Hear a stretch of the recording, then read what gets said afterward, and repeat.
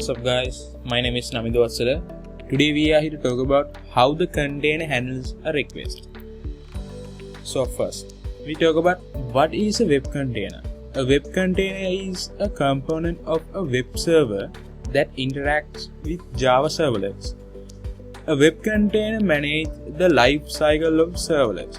It maps a URL to a particular servlet while ensure that the request has relevant access rights. Java servlets do not have a defined method.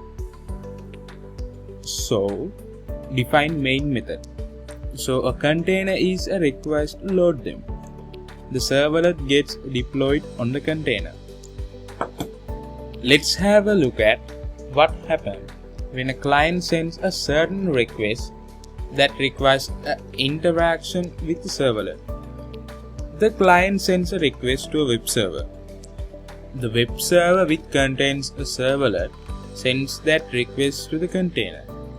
The container passes the request to the respective servlet. The servlet methods are loaded. The servlet hands over the relevant response to the container, which passes it to the server. Eventually, the response reaches the client. So this is a picture that we talked about earlier. This is the client. The client sends the request to the web server. Inside the web server, we have web container. The web container is the one on Java servlet and other services.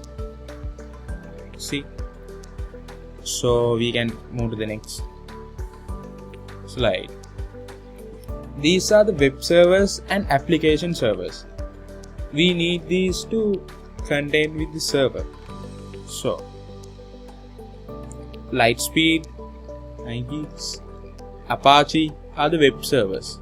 Application servers are Microsoft IIS, this is the picture, Glassfish, Oracle Weblogging, Tomcat, Red Hat, Geobos, Viara, Wildfly. These are the application servers. So, now we go to the main question. How the container handles a request. So first, user click a link that has a URL of servlet.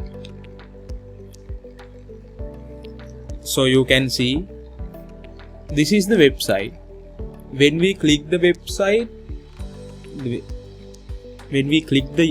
URL, let's go to the server. After that, the second one is the container sees that the request is not for servlet. So create two objects, HTTP servlet request and HTTP servlet response. Just like that. This is the container, this is the request. When the request goes, we create two objects, HTTP servlet request, HTTP servlet response. After that, the container finds the correct servlet based on the URL in the request, creates or allocate a thread for that request, and passes the request and response object to the servlet thread. Just like that. This is the request object and response object. So they create another object, the thread, the unique. See? Unique thread for the servlet. After that, the container calls the servlet service method. On the type of the request, service called doGet or doPost method. So this is the container, this is the request, this is the service method. See, called the service method. In service method, they get the doPost, doGet. Let's assume the service calls the doPost method. DoPost method generates a dynamic page and add the page in the response object. Just like this. This is the service method. They call the DoPost. That's if we talk about earlier, just like that, we can talk DoPost, doGet. So we talk about this one. After call the DoPost, call the dynamic page. It's convert to dynamic page. This means the HTML page. After that, the thread completes, the container converts the response object into a HTTP response object and destroy the response and request objects. After everything, they destroy all the objects, just like that. The response object, request object, the thread. It's happened after this dynamic page created. This dynamic page created, go to the client. So, if we see the whole thing, if you look at the whole thing, this is the client. Which means client is a website. So, server, the client send a request to the web server, just like that. The request is HTTP request. The web server go to the web container.